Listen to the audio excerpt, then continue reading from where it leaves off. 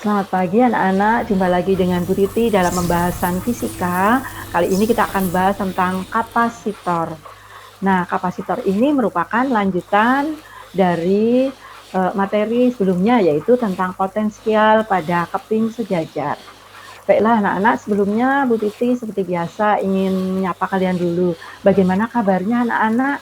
Semoga semuanya dalam keadaan baik dan sehat. Amin.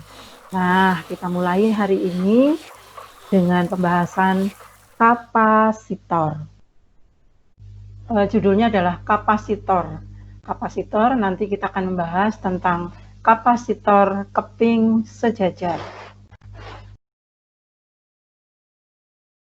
Kapasitor ini adalah pengembangan dari potensial pada keping sejajar, materi yang sudah kita bahas kemarin ya. Kapasitor merupakan komponen listrik, jadi salah satu piranti elektronika ya yang dibuat dari pengembangan keping sejajar. Ini kepingnya anak-anak, dua keping sejajar ini memiliki luas, kemudian ada jaraknya, lalu berisi permitivitas dalam hampa udara, kemudian dihubungkan dengan baterai sumber tegangan. Ya. Jika dihubungkan dengan baterai, maka akan timbul muatan-muatan di dalam dua keping sejajar ini. Ya. Seperti pada subbab sebelumnya, jika ada keping sejajar, maka kedua kepingnya akan menyimpan muatan, yang muatannya adalah berlainan jenis. Jadi di sini, di keping yang A ada 9 muatan positif, dan yang B juga ada 9 muatan negatif. Ya. Dari sifatnya yang dapat menyimpan muatan, kapasitor ini banyak dimanfaatkan dalam dunia elektronik. Maka kapasitor ini merupakan salah satu piranti elektronik. Piranti yang lain itu juga ada induktor, ya, ada hambatan, resistor, dan lain-lain. Nah, contoh pemanfaatan kapasitor ini adalah sebagai filter tegangan pada power supply, rangkaian tuning pada radio, dan perata tegangan pada adaptor. Nah, kita bahas sekarang penyimpanan muatan dan juga energi, karena energi juga berhubungan dengan muatan. Seperti penjelasan tadi, kapasitor dapat menyimpan muatan, maka muatan yang tersimpan itu sebanding dengan beda potensialnya. Ya, jadi Q sebanding dengan V. Ya. Q sebanding itu belum sama, karena Q ini satuannya kolom, V itu volt, sehingga sebanding ini supaya sama dibutuhkan suatu tetapan. Nah, tetapannya adalah C. C adalah kapasitas kapasitornya. Ya.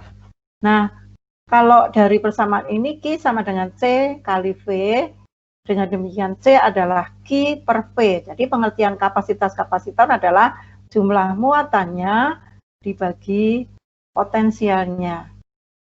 Ya, jadi Q per V. Gitu.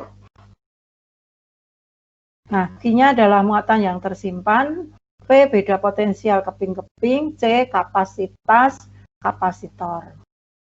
Nah, kapasitas kapasitor ini ternyata nilainya sebanding dengan luas penampang. Kapasitas kapasitor ini nilainya sebanding dengan luas penampang keping, sebanding dengan permitivitas relatif bahan dielektrik, dan berbanding terbalik dengan jarak dua keping. Nah, kita lihat di sini. Jadi, sebanding dengan luasnya, ini, jadi semakin luas, semakin besar C-nya, kapasitas kapasitornya, ya, karena lebih banyak tempat untuk menyimpan muatannya. Lalu sebanding dengan permitivitasnya, ya, nilai permitivitasnya ini kerapatannya di antara dua keping, dan berbanding terbalik dengan jaraknya di sini. Kalau jaraknya besar, ya, pastinya kapasitasnya lebih kecil. Nah, ini. Jadi, di rumusnya seperti ini, C sama dengan ER, E0, A per D. Dengan C kapasitas kapasitor, satuannya farad, ya. Kemudian satuan dari farad ini adalah farad, atau kalau huruf memakai perpanjangannya itu pakai F kecil, farad ya. Tapi kalau menggunakan simbolnya itu F besar. Ini wujud dibuat. Nah, ini F ya. Jadi farad atau F. Biasanya satuannya kecil ya, milifarad, mikrofarad, nanofarad, pikofarad gitu. Sedangkan ER adalah permitivitas relatif bahan dielektrik kerapatannya. E0-nya permitivitas ruang hampa. Nilainya adalah 8,85 kali 10⁻12 kolom pangkat 2 per Newton meter pangkat 2. A luas penampangnya, D jarak antar kepingnya. Seperti itu. Nah, sekarang energi. Tadi sudah dikatakan bahwa bisa menyimpan muatan, juga menyimpan energi. Penyimpanan muatan berarti pula menyimpan energi dalam bentuk energi potensial listrik ya. Nah, energinya adalah dalam bentuk energi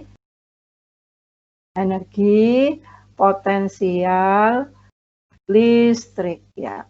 Berapa besar energi yang tersimpan pada kapasitor tersebut? Besarnya dapat kalian hitung di luas yang terarsir ya pada gambar ini. Nah, ini grafik antara Q dan V. Nah, berarti besarnya ini luas daerah yang terarsir, yaitu luas segitiga ini. Luas segitiga ini adalah setengah Q kali V, alas kali tinggi ya. Nah, setengah Q kali V. Ini adalah rumus dari energi potensial pada kapasitor.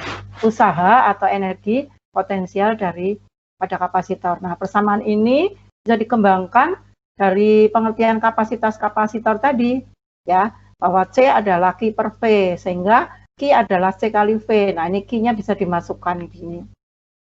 Q adalah C per V, sehingga nanti Q-nya diganti C kali V, ya. Maaf, Q-nya diganti C kali V, jadi nanti C kali V pangkat 2, atau mungkin V-nya diganti Q per C.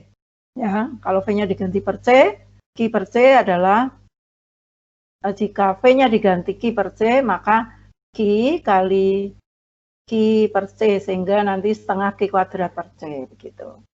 Ya, nanti kalian bisa variasikan persamaannya ini berdasarkan pengertian dari kapasitas kapasitor, yang mana kapasitas kapasitor adalah, ini C adalah muatannya dalam suatu beda potensial, Q per V, gitu. Oh ya, satuannya kapasitas kapasitor tadi adalah farad, tapi bisa saja karena dari rumusnya adalah Q per V berarti kolom per volt. Ya, kolom per volt juga bisa selain farad. Nah, sekarang kita lihat contoh soalnya anak-anak. Sebuah kapasitor luas penampang platnya 20 kali 20 cm persegi. Dan di antaranya hanya berjarak 2 mm. Ini D-nya, ini A luasnya. Jika ujung-ujung kapasitor itu dihubungkan pada beda potensial 10 volt, tentukan A. kapasitas kapasitor, B. muatan yang tersimpan, C. energi yang tersimpan pada kapasitor. Nah, penyelesaiannya diketahui A sama dengan 20 kali 20 sama dengan 400 cm persegi.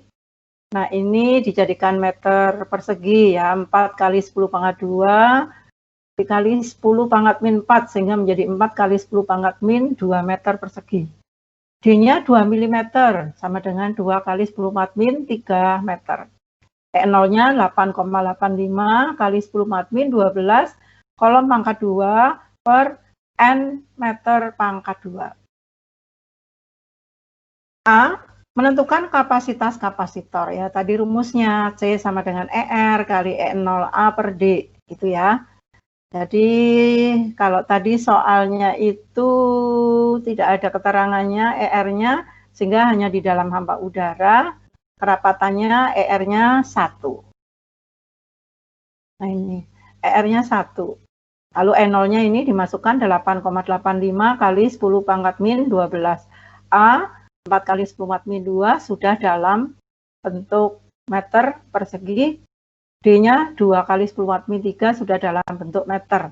Sama dengan 17,7 kali 10 pangkat min 11 farad. Ya. B, muatan yang tersimpan. Ya, Q-nya adalah C kali V. C-nya tadi 17,7 kali 10 pangkat minus 11 kali 10, beda potensialnya, sama dengan 1,77 kali 10 pangkat minus 19 kolom. Nah, C, energi yang tersimpan. Energinya atau usaha setengah Q kali V. Ya, ini menggunakan rumus pengembangan juga boleh, tergantung yang diketahuinya apa. Nah, ini sudah ada Q dan sudah ada V. Sudah ada Q ini dan sudah ada V. Ya, menggunakan setengah Q kali V. Setengah 1,77 kali 10 minus 9 kali 10. Temunya adalah 8,85 kali 10 minus 9 Joule. Ini kan anak-anak contohnya. Nah, sekarang saatnya latihan. Ini soalnya. Setelah memahami contoh tadi, coba mengerjakan soal ini ya. Kapasitas keping sejajar luasnya 200 cm persegi dan jarak antar kepingnya 8,85 mm. Bahan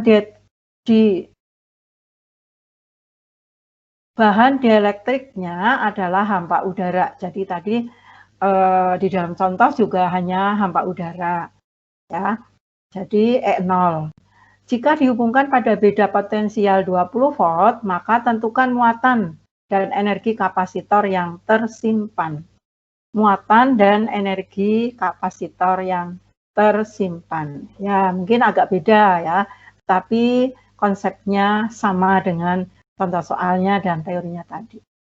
Pasti kalian bisa mengerjakan anak-anak, karena kalian sudah kelas 12 ya, jadi dengan mengerjakan banyak latihan, dengan mengerjakan banyak soal, kalian akan menemukan pemahaman dari konsep-konsep setiap materi. Sampai sekian dulu anak-anak pembahasan hari ini. Semoga bermanfaat bagi kita semuanya. Salam sehat-sehat selalu. Selamat pagi. Terima kasih.